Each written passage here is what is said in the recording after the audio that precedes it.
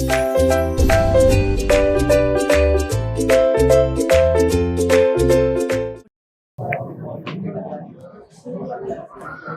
Doubt. अच्छा, हमारा जो चैप्टर है हम बोलते हैं रेशियो है, लेकिन इसका नाम है अकाउंटिंग रेशियो बोला या रेशियो एनालिसिस। वैसे मेन इसका सही नाम है रेशियो एनालिसिस। अच्छा, रेशियो एनालिसिस का मतलब क्या होता है? इसमें हम क्या करने जा रहे हैं, इसमें हम अकाउंट्स की डिफरेंट फिगर्स को उठाएंगे और उससे उसमें क्या रिलेशनशिप है उसको स्टडी करेंगे और उससे इंफॉर्मेशन निकालेंगे। हम करने क्या जा रहे हैं कि अकाउंट्स, जैसे हम फाइनेंशियल स्टेटमेंट बनाते हैं तो फाइनेंशियल स्टेटमेंट के अंदर हमारा स्टेटमेंट पी एन एल आता है, बैलेंस शीट आती है। तो स्टेटमेंट और पी एन एल की आइटम्स को या बैलेंस शीट की आइटम को लेंगे और उससे हम रेशियो निकालेंगे डिफरेंट तरह के, और रेशियो निकाल के हम उसको उसमें क्या रिलेशनशिप है उसको स्टडी करेंगे और उससे जानकारी निकालने की कोशिश करेंगे। तब जब रेशियो का यूज करके हम अपनी स्टेटमेंट पी एन एल को स्टडी करते हैं, रेशियो का यूज करके हम अपनी बैलेंस शीट को स्टडी करते हैं, उससे इंफॉर्मेशन निकालते हैं, उसी को बोलते हैं रेशियो एनालिसिस। यानी रेशियो एक टूल्स है, एक औजार है जिसकी हेल्प से हम अपनी statement of P N L को, अपनी परफॉर्मेंस को, अपनी बैलेंस शीट को पूरा का पूरा स्टडी कर पाते हैं। तो सिस्टमैटिक स्टडी करने के लिए डिफरेंट तरह की रेशियो हम कैलकुलेट करते हैं। ठीक है, तो सबसे पहला जो वर्ड आया इसमें रेशियो।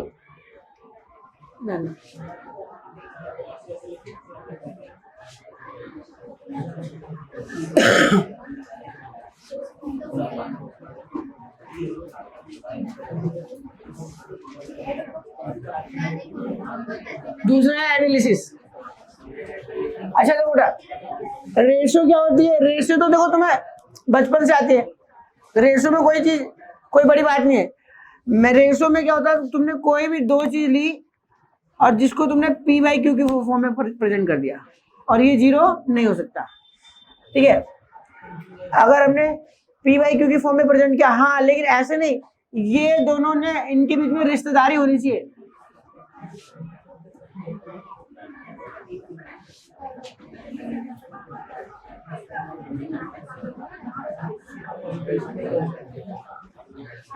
इंटर रिलेटेड होने चाहिए, ध्यान रखना। ये एक वेरिएबल है, ये भी एक वेरिएबल है। ठीक है, ये एक वेरिएबल है और ये भी एक वेरिएबल है, और दोनों में कुछ ना कुछ रिलेशन होना चाहिए तभी तो रेशियो निकलेगी। अगर ये इन दोनों के बीच में कोई रिश्तेदारी नहीं है तो काहे की रेशियो? भाई एक कुछ और है, दूसरी कुछ और है, तो रेशियो नहीं निकल सकती। रेशियो जब निकलेगी जब इनके बीच में आपस में कोई ना कोई रिलेशनशिप होगा, ये एक दूसरे से रिलेटेड होनी चाहिए। तो मैं कह रहा हूं, देखो, कोई भी दो आइटम, दो वेरिएबल जो एक दूसरे से रिलेटेड होते हैं, जब हम उनको पी बाई क्यू की फॉर्म में ऐसे प्रेजेंट करते हैं, ठीक है, तो उसको हम बोलते हैं रेशियो। ये होती है रेशियो। अगर मैं रेशियो की डेफिनेशन दूं तो रेशियो ये होती है। ठीक है, दो वेरिएबल कोई भी दो चीज जो, पहली बात तो एक दूसरे से संबंधित है, एक दूसरे से जुड़ी हुई है, एक दूसरे से रिलेटेड है। कोई भी दो चीज जो एक दूसरे से जुड़ी हुई है, जब उसको हम ऐसे मैथमेटिकल एक्सप्रेशन, मैथमेटिक फॉर्म में एक्सप्रेस करते हैं, अर्थमेटिक फॉर्म में एक्सप्रेस करते हैं, तो हम उसको बोलते हैं रेशियो। ध्यान रखना, कोई भी चीज जिसको हमने मैथ की फॉर्म में एक्सप्रेस कर दिया, ठीक है, जब उसको ऐसे मैथ की फॉर्म में एक्सप्रेस करते हैं और वो एक दूसरे से रिलेटेड होती है तो उसको हम रेशियो बुलाते हैं। ठीक है जी। और जब हमारे टॉपिक का नाम रेशियो नहीं है, ध्यान रखना, रेशियो तो किसी भी चीज का निकाली जा सकती है, रेशियो तो मैथ में भी निकाल रहे हैं हम। ठीक है, तो हमारे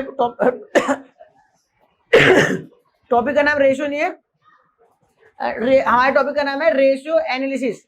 और वो भी रेशियो तो यहाँ पर अभी भी बोल रहा हूँ, ये रेशियो आई है, ये रेशियो का मतलब मैंने बताया कोई भी दो वेरिएबल जो एक दूसरे से रिलेटेड हो, जिसको हम मैथ की फॉर्म में एक्सप्रेस करते हैं, अर्थमेटिक फॉर्म में एक्सप्रेस करते हैं, उसको हम रेशियो बोलते हैं। यानी mathematical expression of two inter related items, या mathematical arithmetical expression of two inter related items, ठीक है, उसको हम क्या बोलते हैं? रेशियो। रेशियो क्या होता है? Mathematical expression of two inter related items है वेरिएबल, दो वेरिएबल जो एक दूसरे से रिलेटेड होते हैं उन्हें हम क्या बोलते हैं? रेशियो, जब उनको ऐसे एक्सप्रेस करते हैं। ठीक है जी। अब बात रही, हमारे टॉपिक का नाम है अकाउंटिंग रेशियो। अब सॉरी, अकाउंटिंग रेशियो क्या होती है? टॉपिक का नाम तो रेशियो एनालिसिस है, अकाउंटिंग रेशियो। अब देखो जरा, जब हम दो अकाउंटिंग की फिगर उठा के रख देंगे, जब हम दो अकाउंट्स की फिगर उठा के रखेंगे तो तब इसको हम नाम रख देंगे अकाउंटिंग रेशियो। दो इंटर रिलेटेड आइटम, फिर से बोलो, रिश्तेदारी होनी चाहिए।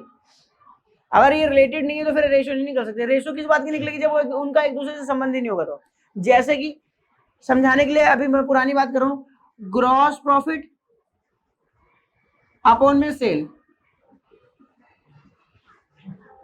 अब सेल को ग्रॉस प्रॉफिट को एक्सप्रेस करोगे तो ये पक्का है, इन दोनों का रिलेशन होता है, ये रिलेटेड होती है,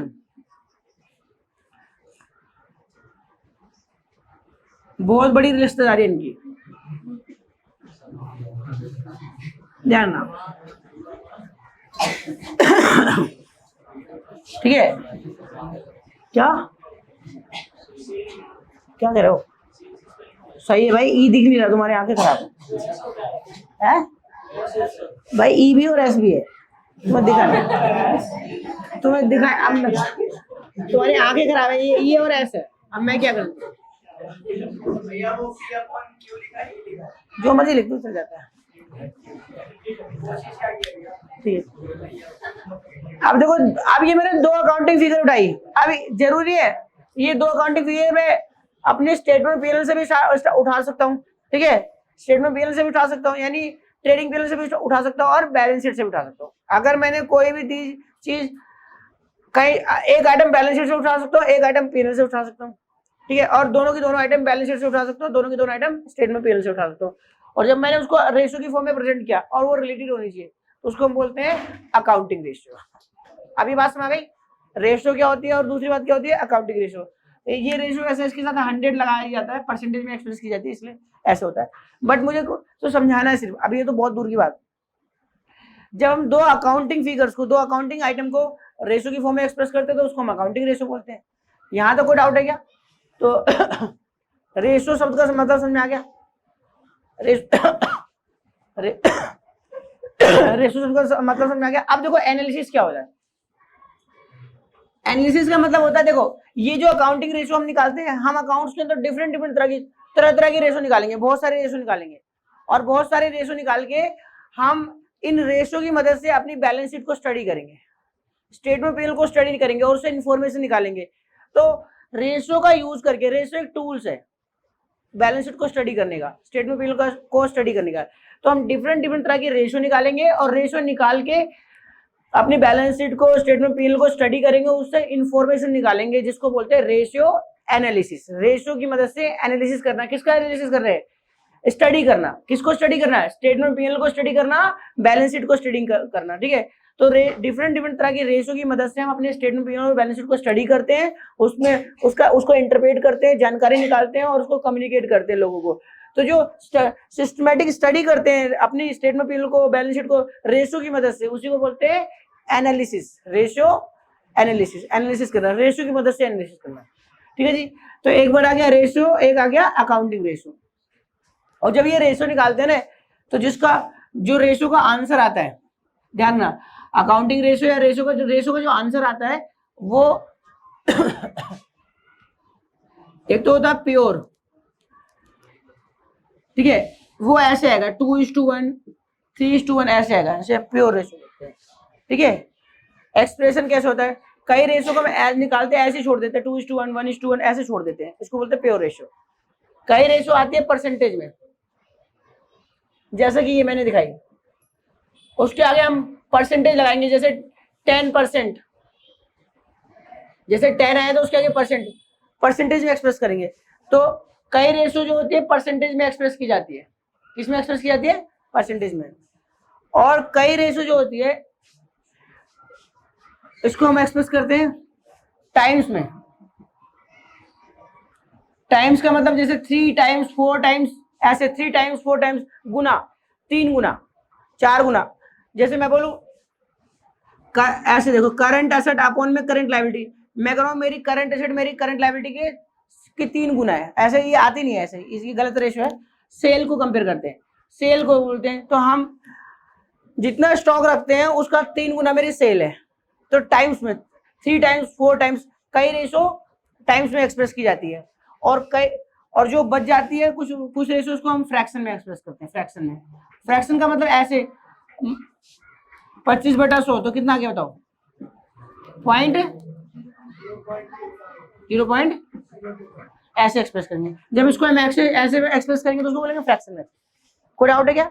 रेशियो यानी जब हम अभी रेशियो का क्वेश्चन करना सॉल्व करेंगे, जब हम रेशियो निकालेंगे तो रेशियो में कुछ रेशियो जो होंगी वो तो ऐसे प्योर रेशियो यानी ऐसे निकाल के आंसर छोड़ देंगे।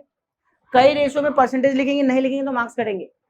कई रेशियो को क्या आगे हम टाइम्स लिखेंगे, जैसे 3 आया तो उसके आगे टाइम्स, 4 आया तो टाइम्स, और कई रेशियो में हमें ऐसे छोड़ देंगे। तो जो फाइनल आंसर आता है, कुछ रेशियो को ऐसे एक्सप्रेस किया जाता है, कुछ को ऐसे एक्सप्रेस किया जाता है, कुछ को ऐसे और कुछ को ऐसे। कोई डाउट है तो बताओ, ठीक है? यहाँ तक। तो पहली बात तो मैंने तुम्हें एक मतलब समझा दिया रेशियो क्या होता है, दूसरा मैंने बता दिया अकाउंटिंग रेशियो क्या होता है, तीसरा बता दिया रेशियो कैसे एक्सप्रेस की जाती है। अब देखो टाइप्स ऑफ रेशियो। रेशियो हमारे कोर्स में जो रेशियो वो कितने तरह की है, तो लो जी, बड़ा आसान है, इसमें कुछ उतारने वाला नहीं है। मैं तुम्हें लॉजिक देता रहूंगा और आंसर होते रहेंगे। मैं इसमें एक भी क्वेश्चन कराता नहीं हूँ। बहुत अच्छी बात है कि तुम खुद ही करोगे। जो दिमाग वाले होंगे उनसे हो जाएगा, जो काम चोर होते हैं उनसे नहीं होता। बस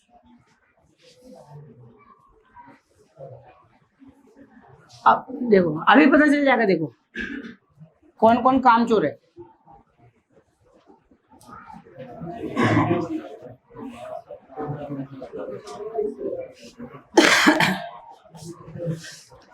देखो जी, टाइप्स ऑफ रेशियो। मैंने तुम्हें पहला नंबर में बताया रेशियो क्या होता है, दूसरे नंबर पे बता दिया अकाउंटिंग रेशियो क्या होती है, तीसरे नंबर पे रेशियो एनालिसिस क्या होता है। अब चौथी बात बता रहा हूँ, types of ratio. Types of ratio या classification of ratios. Types of ratio या क्लासिफिकेशन ऑफ रेशियो। अच्छा, अब देखो टाइप्स में देखो सुना क्या होगा, रेशियो को हम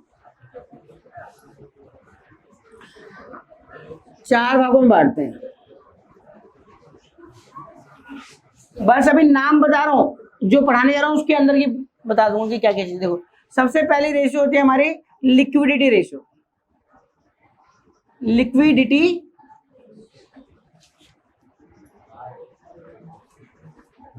ठीक है, लिक्विडिटी रेशियो, ठीक है। दूसरी होती है solvency ratio.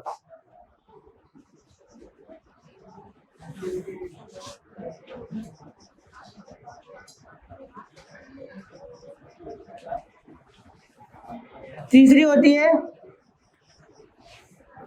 Activity ratio.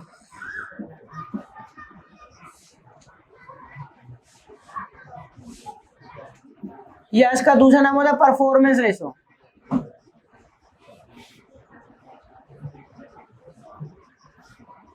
Performance ratio या इसका तीसरा नाम होता है टर्नओवर रेशियो।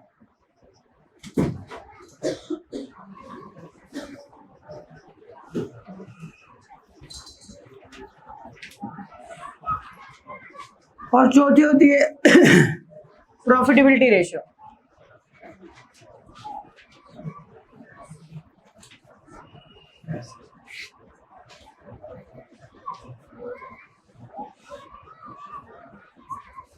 अब इसके अंदर कितनी कितनी रेशियो होती है वो बात की बात है, क्योंकि मुझे अभी जरूरत नहीं है उसकी। अच्छा, अब मैं पहली वाली पढ़ाने जा रहा हूं तो पहली वाली की बात कर रहा हूं, ठीक है। और ये रियलिटी में क्या पढ़ाने लायक क्या है, इसमें कुछ है ही नहीं पढ़ाने लायक। ये बहुत आसान होता है और कोशिश यही रहेगी कि फॉर्मूला याद ना करना पड़े तो बढ़िया है।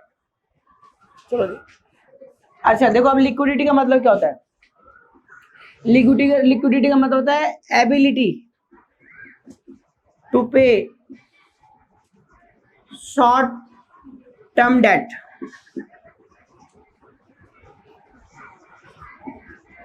Short term debt, ability to pay short term obligations, ठीक है। डेट की ऑब्लिगेशन बोल दो, ठीक है। क्या हम कंपनी के पॉइंट ऑफ व्यू से रेशियो पढ़ रहे हैं, तो क्या हमारी कंपनी अपने शॉर्ट टर्म डेट को, शॉर्ट टर्म लायबिलिटी को चुका पाने में सक्षम है, कैपेबल है? क्या हमारे पास इतना कैश रखा हुआ है, क्या हमारे पास इतनी सफिशिएंट एसेट है कि हम अपने शॉर्ट टर्म कर्जों को टाइमली चुका पाएंगे या नहीं चुका पाएंगे। अगर हमारे पास कैश की इतनी लिक्विडिटी है कि हम अपने, हमारे पास कैश वैश या एसेट इतनी, करंट एसेट इतनी पड़ी है कि उससे हम अपने शॉर्ट टर्म कर्जों को आसानी से चुका पाएंगे, ठीक है, तो उसे हम बोलते हैं लिक्विडिटी। समझ में आ गया? लिक्विडिटी का मतलब क्या होता है? लिक्विडिटी का मतलब होता है ability to pay short term date.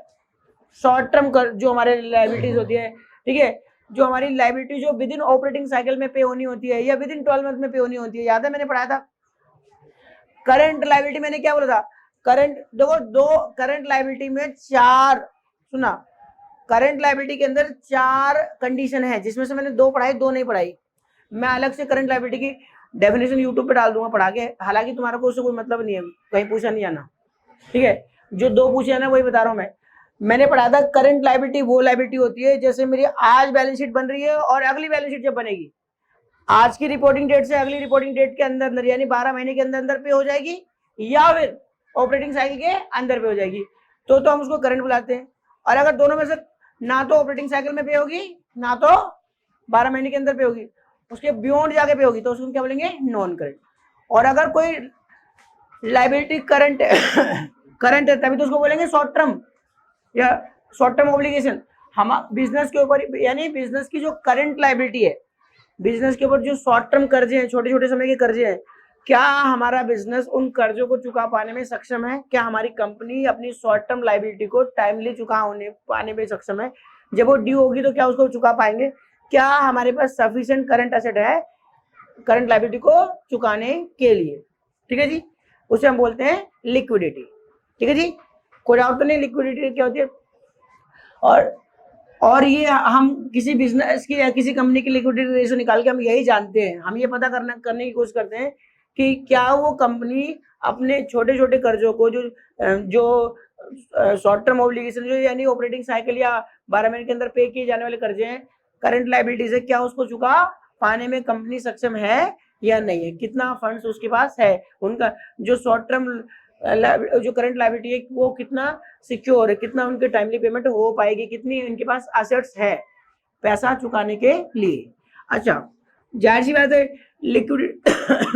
Liquidity ratio का मतलब बोल ही रहे साफ साफ कि क्या हमारे पास करंट लायबिलिटी, क्या हम अपनी करंट लायबिलिटी को चुका पाने में यानी सक्षम है। याद रखना लिक्विड, यहाँ पर हम शॉर्ट टर्म की बातें कर रहे हैं, शॉर्ट टर्म की, यहाँ पर कोई भी चीज लॉन्ग टर्म की नहीं आ सकती, नॉन करंट नहीं आ सकती, माइंड में डाल लेना। फॉर्मूला याद अपने आप हो जाएगा, यहाँ पर सारी चीजें करंट आएगी, बस याद रखना, यहाँ पर जो भी चीज लेंगे हम क्या लेंगे? करंट लेंगे। ठीक है, करंट लेंगे तो अपने आप याद होगा। अब मेरी बात सुनना, जो लिक्विडिटी रेशियो है उसकी बात करने जा रहा हूं मैं। लिक्विडिटी रेशियो में इसके अंदर सिर्फ दो ही रेशियो हमें पढ़नी होती है, दो। लिक्विडिटी रेशियो में दो रेशियो पढ़नी है और दो रेशियो करा दूंगा तो एक रेशियो खत्म हो जाएगी, और वो आज ही मैं करा दूंगा। तुम कितना करते हो तुम्हारी हेडेक है, तुम कितनी ज्यादा क्वेश्चन प्रैक्टिस करते हो उस पर।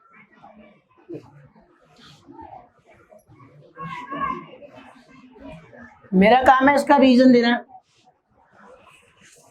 देखो जी, हम फर्स्ट टाइप की रेशियो पढ़ने जा रहे हैं, लिक्विडिटी रेशियो।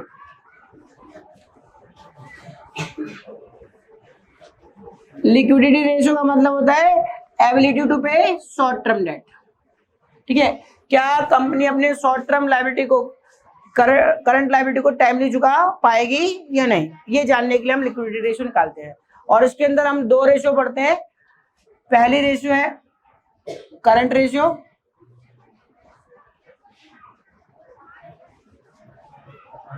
करंट रेशियो, ठीक है, करंट रेशियो। ठीक है, अब जरा देखो, सबसे पहले रेशियो इसमें करंट रेशियो।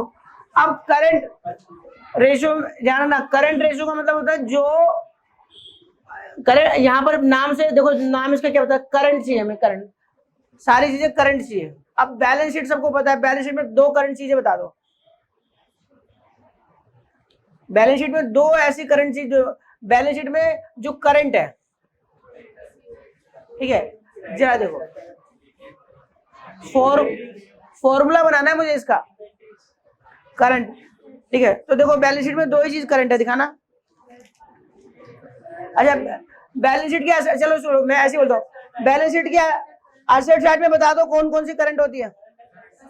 बैलेंस शीट में एसेट साइड में बता दो कौन कौन सी चीजें करंट होती है, कौन कौन सी होती है पूछ रहा हूँ उसको। Current investment, current investment, inventories, trade receivable, cash and cash equivalent और शॉर्ट टर्म लोन्स एडवांसेस और अदर करंट एसेट। कितनी हो गई? 6।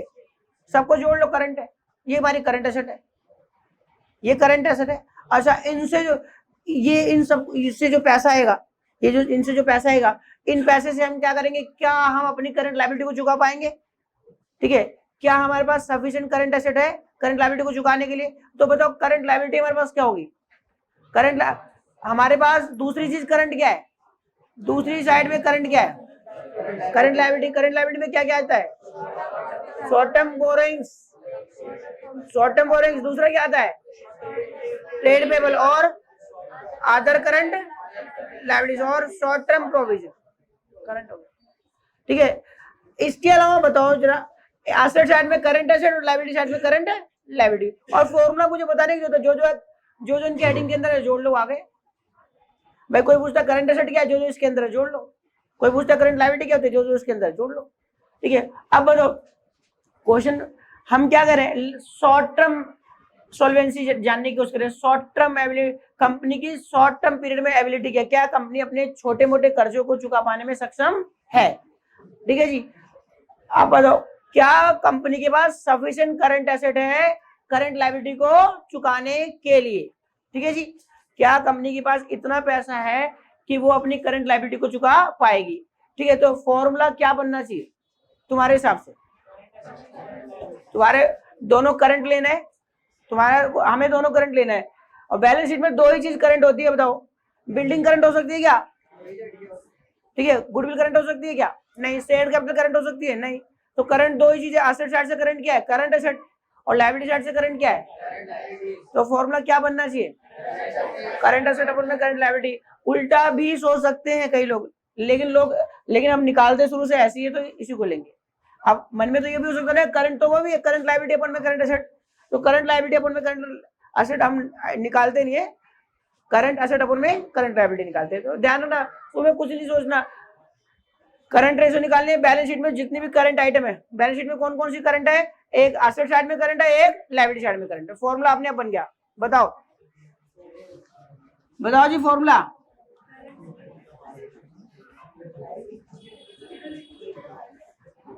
करंट एसेट्स अपॉन में क्या आना चाहिए?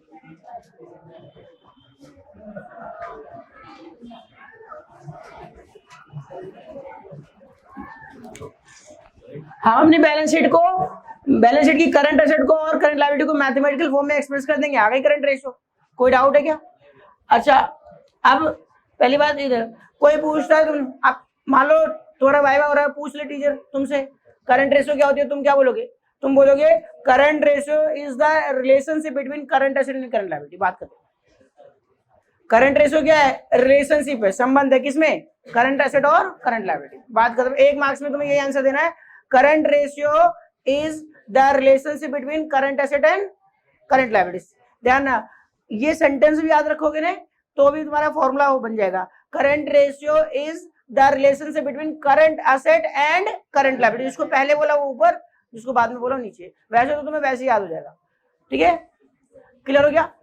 और ये हमें क्या बता रही है भाई? ये हमारे पास हमें ये बता रही है कि हमारे पास कितने रुपए की करंट एसेट है लायबिलिटी को चुकाने के लिए। सपोज करो हमारे पास 5 रुपए की करंट एसेट है, हमारे पास 5 रुपए की करंट एसेट है और 1 रुपए की लायबिलिटी। बताओ कितनी अच्छी बात है हमारे लिए। मैं कह रहा हूँ लिक्विडिटी रेशियो देखो 5:1 आएगी, बहुत अच्छी बात है। किसी उस आदमी को तुम, उस कंपनी को तुम बेकार बोलोगे जिसके 5 रुपए की करंट एसेट पड़ी है और 1 रुपए का कर्जा है। सोलेंसी पोजीशन बहुत अच्छी है, बहुत अच्छी। ठीक है, क्या इस कंपनी के बंद होने की कगार आ सकते हैं कभी? नहीं, पॉसिबल ही नहीं है, बंद नहीं होगी। बताओ इसके पास कर्जा 1 रुपए का, short term obligation, short term liability, current liability कितने की है? 1 रुपए की। और एसेट कितने की है? 5 रुपए की। वो 5 बारी पैसा चुका सकता है, इतनी एबिलिटी है उसकी। बात मारिए, ₹1 का कर्जा है, ₹5 की एसेट है, 5 बार चुका देगा। तुम तो बोल रहे हो एबिलिटी बताओ, 5 बार कैपेबल है, 5 बार चुका सकता है ये, इस ऑब्लिगेशन को 5 बार निपटा सकता हो। क्लियर हो गया? कोई डाउट तो नहीं है? तो करंट रेशियो क्या है? Relationship between current asset and current liabilities. हमारी करंट एसेट से हमारी करंट लायबिलिटी कितनी बारी चुकाई जा रही है देख लो, 5 बारी। तो इसकी भी क्या हम अपनी, हमारे पास सफिशिएंट करंट एसेट है करंट लायबिलिटी को चुकाने के लिए, इसी को बोलते हैं current ratio, relationship between current asset and current liability. कोई डाउट है क्या? और आइडली इसको कहा जाता है कि ये 2:1 में होनी चाहिए, यानी ₹1 की करंट लायबिलिटी हो तो कम से कम ₹2 की करंट एसेट होनी चाहिए। यानी किसी भी बिजनेस को अपनी करंट रेशियो, यानी अपने बिजनेस के अंदर करंट एसेट और करंट लायबिलिटी ऐसे मेंटेन करके रखनी चाहिए। कैसे रखनी चाहिए? कम से कम ₹2 की करंट एसेट रखे ₹1 की करंट लायबिलिटी को चुकाने के लिए। यूं बोलो 2 लाख की करंट एसेट होनी चाहिए 1 लाख की करंट लायबिलिटी को चुकाने के लिए, या 20,000 की करंट एसेट होनी चाहिए कितने की? 10,000 की करंट लायबिलिटी को चुकाने के लिए। कोई डाउट है क्या? कोई प्रॉब्लम है यहाँ तक? तो समझ में आ गया करंट रेशियो क्या होती है। और बताओ फॉर्मूला, ये तो मेरे को बताने की जरूरत नहीं, बताओ करंट एसेट्स क्या होती है बता दो।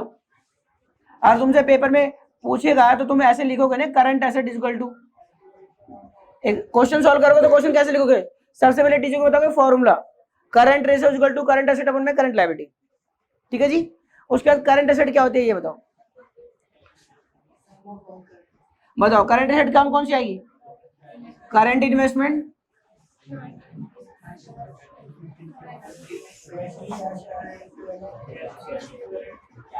प्लस क्या करूं बताओ? अच्छा इन्वेंट्री में क्या नहीं लेना? लूज टूल्स नहीं लेना। चलो इसको लिखने, लूज टूल्स नहीं लेना इन्वेंट्री के अंदर, लूज टूल्स नहीं लेना, स्पेयर पार्ट्स नहीं लेने, ठीक है। और बताओ ट्रेड रिसीवेबल,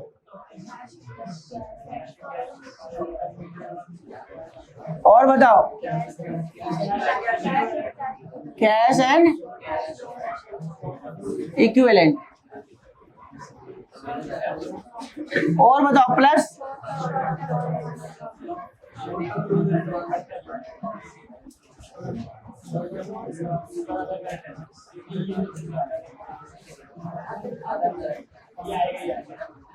और बताओ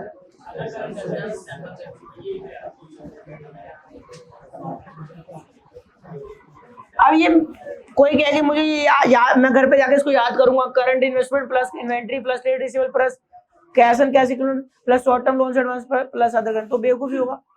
बैलेंस शीट पड़ी हुई है, सबको पता है क्या क्या आता है, ठीक है। बैलेंस शीट पढ़ाई किस लिए थी? इसलिए तो पढ़ाई थी। अभी तुम्हें तो ये भी पता होगा कि इसके अंदर क्या क्या आता है। ये तो सिर्फ करंट इन्वेस्टमेंट बोल रहा है, पेपर में यही दे देगा सीधा सीधा, करंट इन्वेस्टमेंट इतने की, इन्वेंट्री इतने का, ट्रेड रिसीवेबल इतने का, ज्यादा ट्रेड रिसीवेबल में डेटर और बीआर बता देगा। ये तो बहुत आसान होगा। डिटेल तुम्हें तो बैलेंस शीट पढ़ के आएगा, पूरा सब कुछ पता है इसके अंदर भी क्या क्या चीजें होती है, ठीक है। तो मुश्किल है क्या? नहीं। उसके बाद बताओ लायबिलिटी साइड में बताओ करंट लायबिलिटी कैसे निकलेगी?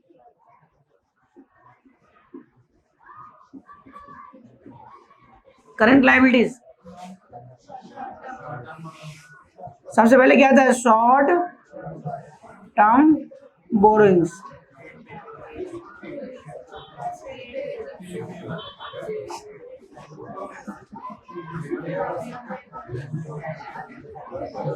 और क्या होगा बताओ?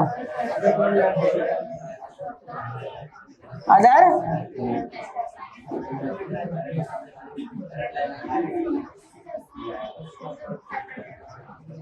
प्लस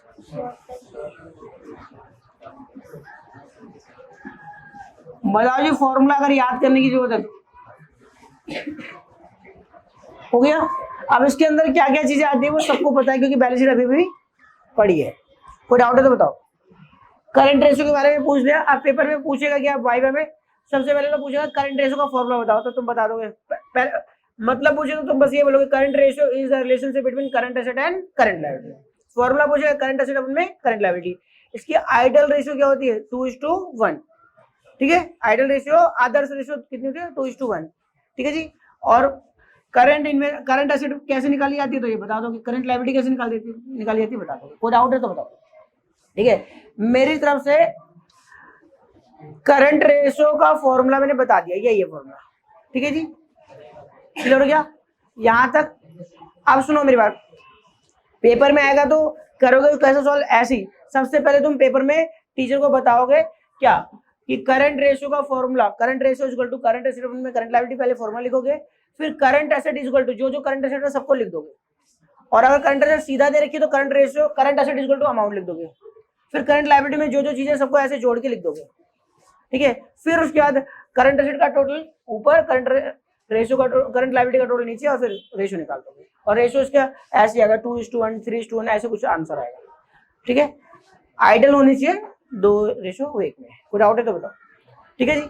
अब दूसरी रेशियो देखो क्या होती है, दूसरी रेशियो, अच्छा करंट, ये दोनों करंट जो है ये क्या है, सुनो पहले एक बार और बात करते हैं, करंट एसेट और करंट लायबिलिटी क्या है। करंट एसेट वो एसेट होती है, सुनो, करंट एसेट वो एसेट होती है जो मेरी आज बैलेंस शीट बन रही है और अगली बैलेंस शीट डेट तक 12 महीने के अंदर ही, अगर वो रॉ मटेरियल है तो कंज्यूम हो जाएगा, रॉ मटेरियल है तो मैं उसको कंज्यूम करके फिनिश गुड्स में यूज कर लूंगा, और अगर वो फिनिश गुड्स है तो बिककर कैश में रियलाइज हो जाएगा, ठीक है। और अगर, ठीक है, तो मैंने बोला था करंट एसेट वो एसेट होती है जो आज की बैलेंस शीट डेट से अगली बैलेंस शीट डेट तक, आज मैं बैलेंस शीट बना रहा हूं तो उसको करंट कब बोलो, बैलेंस शीट में करंट में कब दिखाऊंगा, जब वो आज की बैलेंस शीट डेट से अगली बैलेंस शीट डेट यानी 12 महीने के अंदर या तो कंज्यूम हो जाएगा या बिककर कैश में रियलाइज हो जाएगा, ठीक है। और जिसको मैंने ट्रेड पर हेल्प फॉर ट्रेड रखा है, मेरा मेन ऑब्जेक्टिव क्या है, बेचना, बेचने के लिए रखा है, जैसे स्टॉक इन ट्रेड, ठीक है। और दूसरी बात मैं क्या कर रहा हूँ, देखो सुनो, जो कैश एंड कैश इक्विवेलेंट की फॉर्म में जो कैश है वो तो करंट है ही है, जो बैंक में पैसा है वो तो करंट है ही है, जो चेक पड़े वो करंट है ही है, ठीक है। ये हमारी करंट एसेट होती है, या फिर जो ऑपरेटिंग साइकिल के अंदर कैश में बदल जाएगा या कंज्यूम हो जाएगा वो हमारी करंट एसेट है, और जो ना तो ऑपरेटिंग साइकिल में होगा, जो 12 महीने के अंदर होगा उसे क्या बोलते हैं, नॉन करंट, ठीक है जी। अब मैं क्या कर रहा हूं, देखो ये लिक्विडिटी रेशियो बताते, लिक्विडिटी रेशियो क्या बताते हैं, शॉर्ट टर्म सॉल्वेंसी, क्या कंपनी, क्या बिजनेस अपनी शॉर्ट टर्म लायबिलिटी को, करंट लायबिलिटी को टाइमली चुका पाने में सक्षम है, जब वो ड्यू पाएंगी, करंट लायबिलिटी इन जनरल 2 महीने 4 महीने 6 महीने में पे करनी होती है, तो जब उनकी ड्यू डेट आएगी तो क्या कंपनी पे कर पाएगी।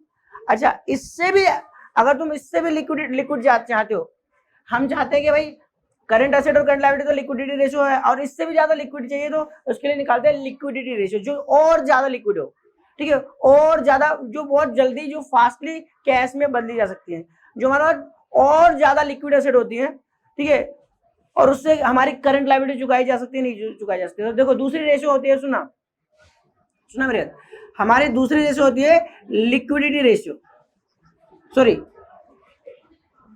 क्या होता है, लिक्विड रेशियो, या इसका दूसरा नाम क्या होता है,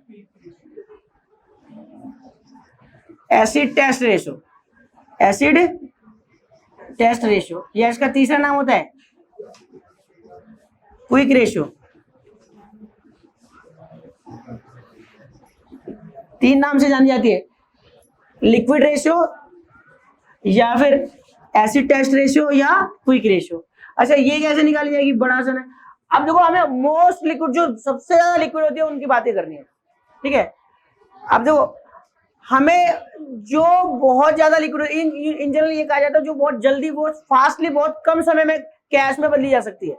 भाई करंट तो मैंने बोल ही दिया, करंट किसे बोला, जो ऑपरेटिंग साइकिल के अंदर कैश में बदल जाएगी, या फिर जो ऑपरेटिंग साइकिल के अंदर कंज्यूम हो जाएगी, या फिर जो विद इन 12 मंथ में, या ऑपरेटिंग विद इन 12 मंथ में कंज्यूम हो जाएगी या कैश में बदल जाएगी, या जो कैश में पड़ी हुई है, कैश के रूप में पड़ी है, वो हमारी करंट है। और इस करंट के अंदर में जो मोस्ट लिक्विड है, जो सबसे ज्यादा लिक्विड है, उसकी बात करें तो देखो अब हमें क्या लेना है, लिक्विड एसेट। अब हमें क्या लेना है, लिक्विड। हम इसमें भी जो करंट है उसमें भी जो सबसे ज्यादा लिक्विड है, तो देखो इन्वेस्टमेंट।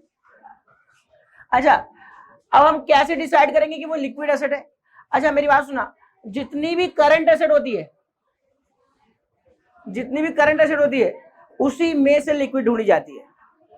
मैं क्या कर रहा हूं, देखो जितनी भी करंट एसेट होती है लिक्विड उसी में से ढूंढी जाएगी, ठीक है। लिक्विड एसेट कहीं और से नहीं आएगी, लिक्विड एसेट इसी करंट एसेट में से होगी, जो बहुत जल्दी, बहुत फास्टली कैश में बदल जाएगी, वो लिक्विड है। और सीधी बात कहूं, जिसका नेक्स्ट स्टेज क्या है, कैश में बदल जाना। जो कैश में है या कैश में बदल जाएगी, वो हमारी लिक्विड है। जैसे कि करंट इन्वेस्टमेंट, करंट इन्वेस्टमेंट में क्या होता है, मैंने किसी दूसरी कंपनी के शेयर में पैसा लगा दिया शॉर्ट टर्म के लिए, दूसरी कंपनी की डिवेंचर में पैसा लगा दिया, बॉन्ड्स में पैसा लगा दिया, और तुम्हें पता है शेयर सुबह बेचो शाम को कैश में बदल जाता है। ऑनलाइन ट्रेडिंग होती है, डेली माल बेचा जाता, डेली शेयर खरीदे जाते हैं बेचे जाते हैं, हाँ आधे घंटे में सामान शेयर खरीदा फिर अगले दिन बेच दिया, फिर खरीदा फिर बेच दिया, ऐसे सुबह खरीदते शाम को शेयर बेच देते हैं। और पैसा भी तो एक दिन के अंदर अंदर, 2 दिन के अंदर, एक दिन के आज सुबह बेचोगे शाम को पैसा आ जाएगा, पैसा आ जाता है। तो मेरा कहने मतलब क्या है, करंट इन्वेस्टमेंट जो होती है इन जनरल कैश में बदली जा सकती है, ठीक है। ये बहुत जल्दी से फास्टली 3 महीने के अंदर अंदर इन जनरल बोलते हैं कैश में जो बदली जा सकती है उसको हम लिक्विड बोलते हैं, ठीक है। तो कैश में बदली जा सकती है। तो सुना मेरी बात, क्या ये हमारी लिक्विड एसेट है? अब देखो मुझे लिक्विड एसेट लेना है तो क्या ये लिक्विड एसेट की कैटेगरी में आएगा? यस। अच्छा उसके बाद देखो इन्वेंट्रीज, इन्वेंट्री की बताओ। अब इन्वेंट्री तो पहले तो ये ढूंढना पड़ेगा क्या इन्वेंट्री रॉ मटेरियल है। अच्छा रॉ मटेरियल है तो क्या ये कैश में बदल जाएगा तुरंत ही? रॉ मटेरियल होगा तो पहले माल बनाया जाएगा, माल बनाकर क्या गारंटी के बनाते बिक जाएगा, 3 महीने तक बिका ही नहीं, 4 महीने तक बिका ही नहीं, 3 महीने 4 महीने बनाने में लग गए, फिर 3-4 महीने बिका ही नहीं, पड़ा हुआ है, और बिका भी तो चलो डेटर बने, कैश में नहीं। अच्छा ये देखो देखो इन्वेस्टमेंट बेचोगे, सुना लिक्विड कैसे बोल रहा हूं मैं इसको, इन्वेस्टमेंट बेचते क्या आएगा? कैश, तो ये कैश में बदल जाएगा जल्दी से, तो ये लिक्विड है। अच्छा इन्वेंट्री, सुना मेरे, इन्वेंट्री को अगर रॉ मटेरियल तो पहले बदलोगे, फिनिश गुड्स में कन्वर्ट करोगे, फिर उसको बेचोगे तो ट्रेड रिजल्ट तब जाके कहीं कैश आएगा। और हो सकता है मान लो ये इन्वेंट्री है तो बेचने में टाइम लगे, इन्वेंट्री बेचने में 100 दिन लग सकते हैं, 200 दिन लग सकते हैं, पड़ा हुआ है। तो ये जो इन्वेंट्री होता है ना, सुना इन्वेंट्री को हम लिक्विड एसेट की कैटेगरी में नहीं रखते, ध्यान रखना, इन्वेंट्री को लिक्विड की कैटेगरी में नहीं रखते, बस याद रखना ये जो है लिक्विड की कैटेगरी में नहीं आएगा, क्विक एसेट की कैटेगरी में नहीं आएगा। उसके बाद देखो जरा इसकी अगली स्टेज क्या होगी, ट्रेड रिसीवेबल। ट्रेड रिसीवेबल में क्या होते हैं? डेटर और बीआर। भाई डेटर से कहूंगा पैसा निकाल, क्या देगा मुझे? कैश, कैश में बदल जाएगा। अच्छा बीआर होगा तो बीआर क्या, डॉक्यूमेंट साइन करा रखा है, 3 महीने 4 महीने बाद पैसा दे ही देगा, 3 महीने बाद पैसा मिल जाता है इन जनरल, तो वो भी क्या हो जाएगा? कैश में बदल जाएगा। तो बीआर से कैश मांगो तो अगली स्टेज क्या आएगी? कैश की। बीआर से पैसा मांगो कैश आ जाएगा, तो ये कैश में बदला जा सकता है, तो ये लिक्विड एसेट की कैटेगरी में भी आ जाएगा। अच्छा कैश एंड कैश इक्विवेलेंट में क्या आता है? कैश और बैंक, कैश और बैंक, क्या ये लिक्विड है? ये तो पहले से लिक्विड फॉर्म में, जो कैश की फॉर्म में होता है उसे लिक्विड बोलते हैं, तो ये कैश की फॉर्म में है, ये लिक्विड एसेट में आएगा। अच्छा मैंने तुम्हें 3 महीने के लिए लोन दे रखा है, ये ठीक है, मैं कहूँ निकालो पैसा निकालो, तो कैश में बदल जाएगा नहीं बदल जाएगा? तो अगली स्टेज इसकी क्या होगी? कैश। लोन का पैसा मांगोगे कैश आ जाएगा, तो ये भी कैश में बदला जाएगा, तो ये कौन सी कैटेगरी में आएगा? लिक्विड एसेट की कैटेगरी में आएगा। अदर करंट एसेट में बहुत सारी चीज हो सकती है, जिसमें से देखो 2 मैं एग्जांपल लेके बता रहा हूँ। एक तो होती है एक्रूड इनकम। एक्रूड इनकम का मतलब क्या? Income earn but not receive. मैंने तुम्हें पढ़ा दिया और 2 महीने की फीस बाकी है, तुमसे फीस लेनी है, अब बताओ जरा, एक्रूड फीस मेरी एसेट है और अब मेरी अगली स्टेज क्या, मैं फीस मांगूंगा तुमसे फीस मिल जाएगी, तो क्या बन जाएगा? कैश में। तो क्या इसको लिक्विड एसेट की कैटेगरी में रख सकते हैं? यस। क्लियर हो क्या? अब जरा देखो, मैंने मकान मालिक को 5 महीने का रेंट एडवांस में दे रखा है, prepaid rent, advance expense, prepaid expense, prepaid rent. अब बताओ जरा, क्या इसकी अगली स्टेज कैश है? क्या प्रीपेड रेंट बदल के कैश आएगा? क्या क्या होगा इसके बदले? इसके बदले मुझे सर्विस मिलेगी। किस चीज की सर्विस मिलेगी? रूम की। मकान मालिक मुझे कैश नहीं देगा 5 महीने का एडवांस, ठीक, एडवांस रेंट नहीं देगा, वो क्या कहेगा? रूम यूज कर लो 5 महीने का, क्योंकि तुमने एडवांस रेंट दे रखा है, ठीक है। तो इसके बदले कैश नहीं आना, तो ये लिक्विड एसेट की कैटेगरी में नहीं आएगी। बताओ जी कोई प्रॉब्लम है क्या? मेरा कहने का मतलब क्या होता है, जितना सुना मैं समझाना ये चाहता हूं कि जितनी भी लिक्विड एसेट होती है यार ना, इसके अंदर करंट एसेट होती है, इसी करंट एसेट में से 2 चीजें निकाल के फेंक दो। कौन कौन सी? एक इन्वेंट्री और दूसरी चीज कौन निकाल के फेंक दो बाहर? Prepaid expense.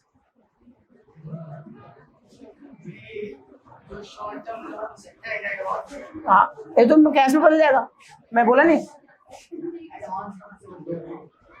मैंने तुम्हें पैसा दे रखा है उधार, पैसा मांगूंगा कैश भी आएगा सीधा।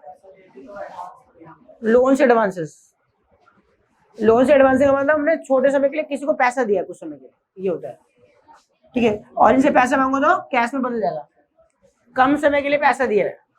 मैं कह रहा हूँ लोन से एडवांस का मतलब होता है शॉर्ट टर्म लोन्स वगैरह दिया है, और शॉर्ट टर्म लोन्स वगैरह दिया तो उससे पैसे मांगो तो कैश में बदल जाएगा।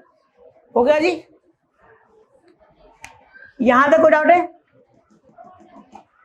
यहां तक कोई डाउट है क्या? अच्छा, करंट एसेट में से क्या चीज हटा देनी भाई? इन्वेंट्री और प्रीपेड एक्सपेंस, दो चीजें हटा देंगे। यानी सीधी बात कहूं, जो हमारी करंट एसेट होती है वो सारी लिक्विड भी होती है, जो हमारी करंट एसेट होती है वो सारी हमारी लिक्विड भी होती है, ठीक है। जो हमारे पास करंट एसेट होती है वही सारी लिक्विड होती है, दो चीजों को छोड़ के। कौन कौन सी? एक इन्वेंट्री और दूसरा प्रीपेड एक्सपेंस। कोई डाउट है क्या? चलो जी, अब बताओ लिक्विड एसेट फॉर्मूला क्या होना चाहिए? तेरा सोचो, फॉर्मूला क्या होना चाहिए? फॉर्मूला क्या होना चाहिए? इसके हिसाब से तुम्हारा, हमारे पास कितने रुपए की लिक्विड एसेट है? हमारे पास कितने रुपए की लिक्विड है जो बहुत जल्दी से कैश में बदल जाएगी? यानी हमारे पास कैश पड़ा हुआ, समझ लो बहुत फास्टली, बहुत जल्दी से कैश में बदल जाएगी। हमारे पास लिक्विड कितना पैसा पड़ा है? किसको चुकाने के लिए? लिक्विड लायबिलिटी को चुकाने के लिए, यही होना चाहिए भाई। लिक्विड एसेट ले रहे हो तो लिक्विड लायबिलिटी लेनी पड़ेगी, लिक्विड लायबिलिटी को चुकाने के लिए। लेकिन तुम्हारी किताब में लिक्विड लायबिलिटी की जगह क्या लेता है? Current liability. तो करंट लायबिलिटी तो तुम्हें पता ही है, बताने की जरूरत नहीं है। करंट लायबिलिटी बताओ क्या होती है, अभी तो बताया था। तो हमारे पास कितने रुपए की करंट लायबिलिटी, करंट एसेट पड़ी हुई, सॉरी, हमारे पास कितने रुपए की लिक्विड एसेट पड़ी हुई है? हमारे पास कितने रुपए की लिक्विड, जो बहुत जल्दी, बहुत फास्टली, बहुत कम समय में कैश में बदली जा सकती है, लिक्विड एसेट पड़ी हुई है। किसको चुकाने के लिए? लिक्विड लायबिलिटी को चुकाने, सॉरी करंट लायबिलिटी को चुकाने के लिए। हालांकि लिक्विड लायबिलिटी होता है फॉर्मूला, लेकिन तुम्हारे लेवल पे लिक्विड लायबिलिटी की जगह क्या लेता है? Current liability. क्लियर हो गया? तो बताओ फॉर्मूला क्या होना चाहिए? फॉर्मूला क्या होना चाहिए बताओ? लिक्विड एसेट्स डिवाइड बाई क्या? Current liabilities. अब करंट लायबिलिटी क्या होते हैं मैं नहीं बता रहा भाई, ठीक है। अब करंट लायबिलिटी कैसे निकाली जाती है ये भी नहीं बता रहा। अच्छा, लेकिन लिक्विड एसेट कैसे निकाली जाती है ये बता सकता हूं मैं, बताना पड़ेगा। लिक्विड एसेट बताओ, लिक्विड एसेट को हम क्विक एसेट भी बोल सकते हैं। बताओ क्या क्या होगी लिक्विड एसेट में? करंट इन्वेस्टमेंट,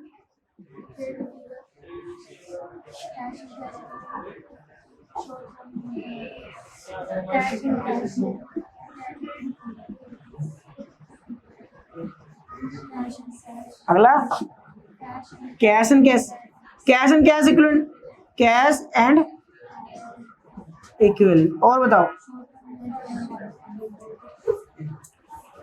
प्लस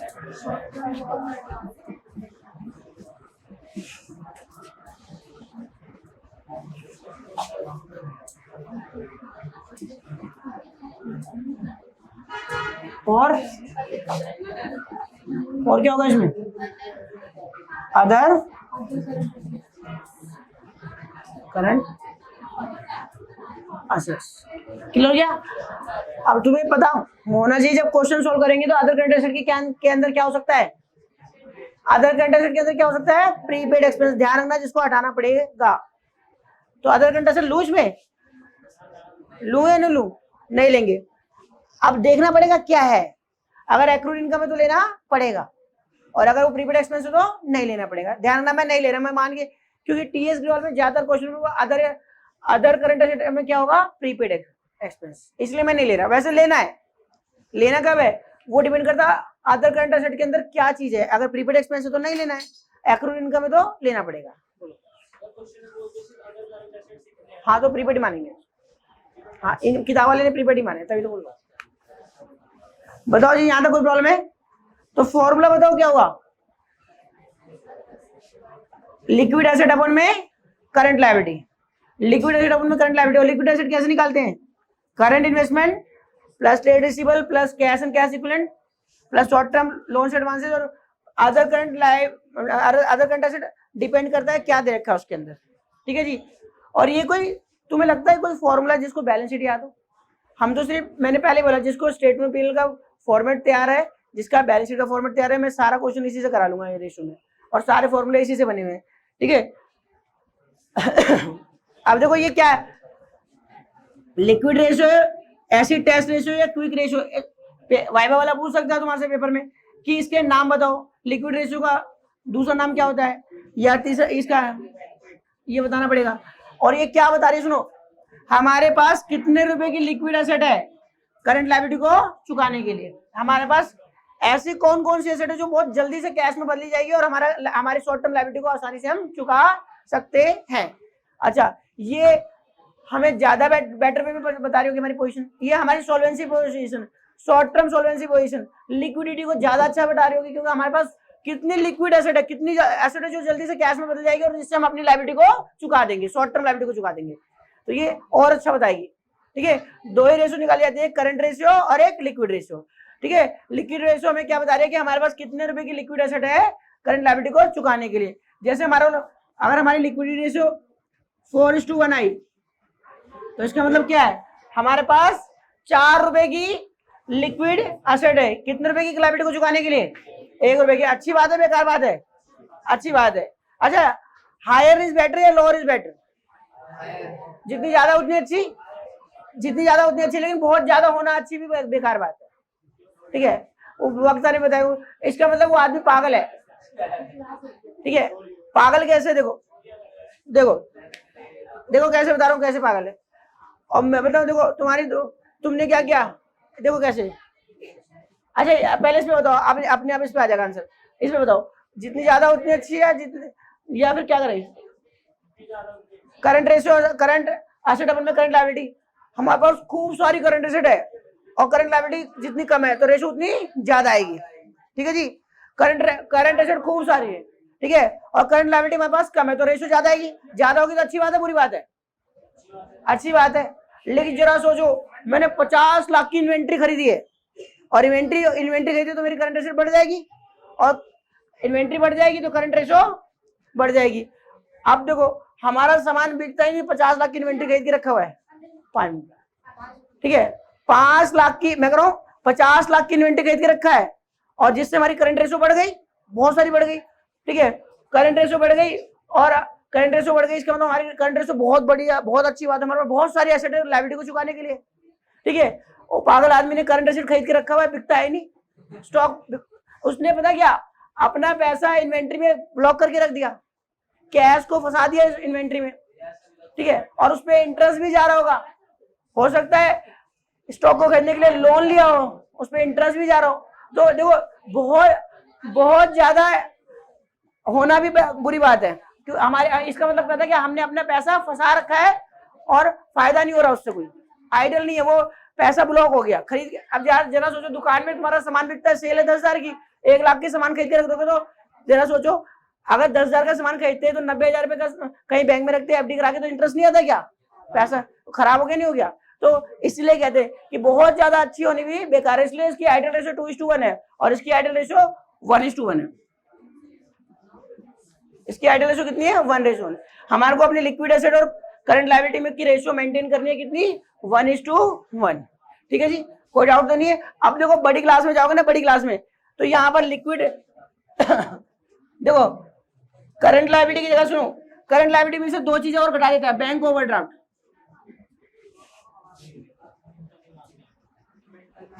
और कैश क्रेडिट।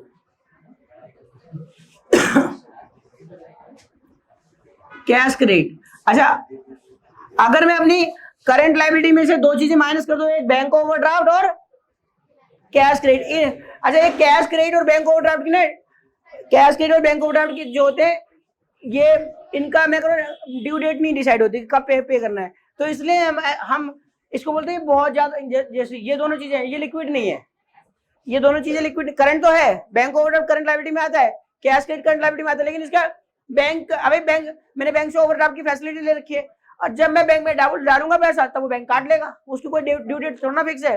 बैंक वाले ये थोड़ा कहते हैं कि 4 महीने के अंदर अंदर आपको बैंक में पैसा जमा कराना पड़ेगा। जब भी मैं बैंक में पैसा डालूंगा वो ओवरड्राफ्ट का पैसा काट लेंगे, उसकी कोई ड्यू डेट नहीं है। तो इसलिए हम ये कहते हैं कि ये लिक्विड लायबिलिटी नहीं है। इन दोनों को हटा दो तो सारी की सारी लायबिलिटी जो है लिक्विड लायबिलिटी है। ठीक है, तो अगर हम बड़ी क्लास में जाओगे तो यहाँ करंट लायबिलिटी की जगह क्या आ जाएगा, liquid liability. Liquid asset upon में लिक्विड लायबिलिटी, लेकिन तुम्हारे लेवल पे ये दोनों नहीं हटाना, तुम्हें क्या लेना है, लिक्विड एसेट अपन में करंट लायबिलिटी। बड़ी क्लास में क्या होगा, लिक्विड एसेट अपन में लिक्विड लायबिलिटी। कोई डाउट है क्या, ये ध्यान रखना, कोई डाउट है इसमें तो पूछो भाई। ठीक है, अब टीचर क्या पूछेगा, पहले तो लिक्विड रेशियो क्या होती है, लिक्विड रेशियो क्या होगा, liquid ratio is the relationship between liquid asset and current liability. हमारे पास कितने रुपए की लिक्विड एसेट है करंट लायबिलिटी को चुकाने के लिए। आइडियल रेशियो क्या होती है, 1:1।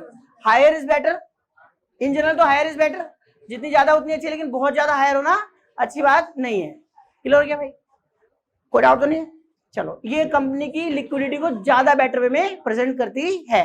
क्लियर हो गया, और ये भी कैसे लिक्विड प्योर रेशियो में प्रेजेंट की जाएगी, 1:1, 2:1 ऐसे आंसर आएगा। ठीक है।